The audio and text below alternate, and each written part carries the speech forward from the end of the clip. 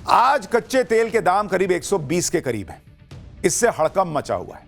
दुनिया के ताकतवर ग्रुप G7 ने इसे लेकर इमरजेंसी मीटिंग बुला ली है। कहा गया है कि तेल के दाम को काबू में करने के लिए जो इमरजेंसी ऑयल रिजर्व है उसका इस्तेमाल किया जाएगा।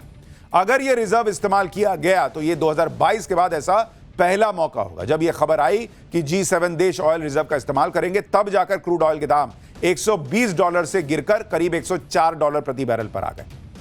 लेकिन यह तो टेम्पररी सोल्यूशन है बॉस। अगर रफ्तार इसी तरह की रही, युद्ध भड़कता रहा, तो भाई हालात बेकाबू हो जाएंगे। और यही वजह है कि इसके लिए अमेरिका को कोसा जा रहा है। राष्ट्रपति ट्रंप पर सवाल उठ रहे हैं क्योंकि वो तो युद्ध और महंगाई दोनों खत्म करने के वादों के साथ सत्ता में आए थे। लेकिन अब ट्रंप की युद्ध वाली सनक ने दुनिया का संकट बढ़ा दिया। शायद इसी सनक के चक्कर में ट्रंप हर चीज को खारिज कर रहे हैं। जो लोग ट्रंप को तेल की बढ़ी कीमतों के लिए दोषी ठहरा रहे हैं, ट्रंप उनको मूर्ख बता दे रहे हैं। ट्रंप का कहना है कि तेल के तो जो दाम बढ़े हैं वो कुछ ही दिनों के लिए हैं। उन्होंने कहा कि ईरान के न्यूक्लियर प्रोग्राम को खत्म करने के बदले ये बहुत छोटी कीमत है। और तुमको कहा किसने भाई कि ईरान का न्यूक्लियर हथियार खत्म कर दो? और वो तो पिछले अटैक में आपने कहा था कि खत्म कर दियो।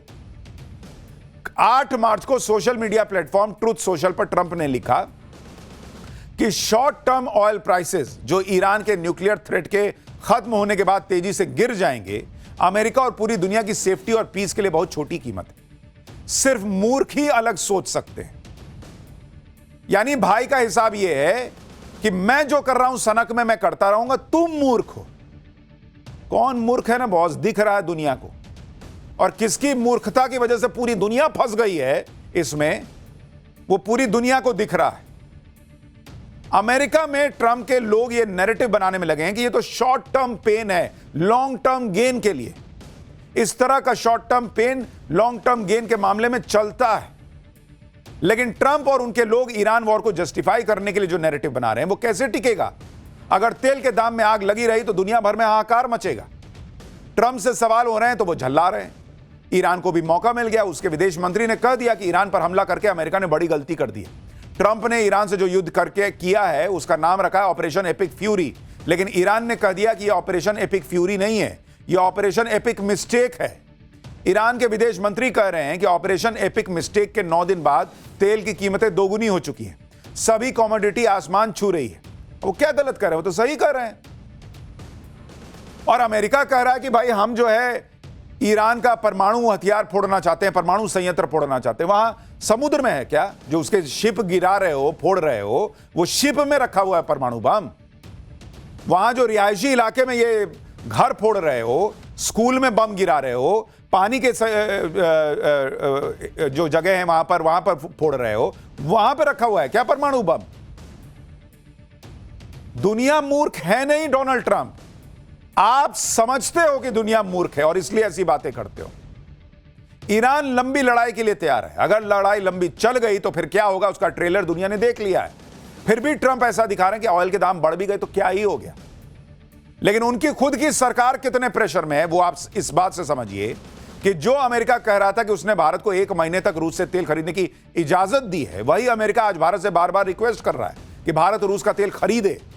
अमेरिका के एनर्जी सेक्रेटरी क्रिस राइट ने कहा है कि यूएस ने भारत से समुद्र में पहले से मौजूद रूसी तेल को खरीदने और उसे भारतीय रिफाइनरीज में भेजने की अपील की है ताकि पश्चिमी एशिया में चल रहे संघर्ष के बीच तेल सप्लाई की कमी और कीमतों में उछाल के डर को कम किया जा सके। यानी अमेरिका अब यह खुद चाहता है कि रूस का जो तेल समंदर में है, जो तेल चीन की रिफाइनरी में जाना है, उसे भारत ले ले, क्योंकि चीन के यहां जाने में अनलोड होने में 6 हफ्ते का वक्त लगेगा।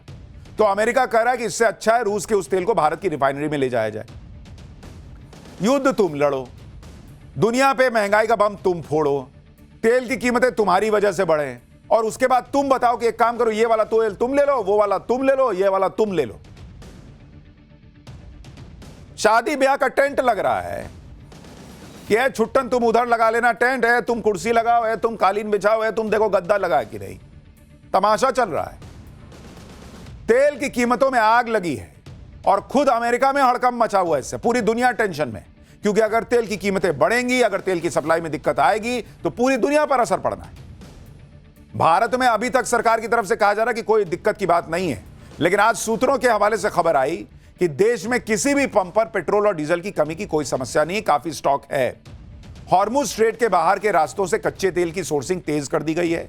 भारत के पास ATF यानी एविएशन टरबाइन फ्यूल का काफी स्टॉक मौजूद है।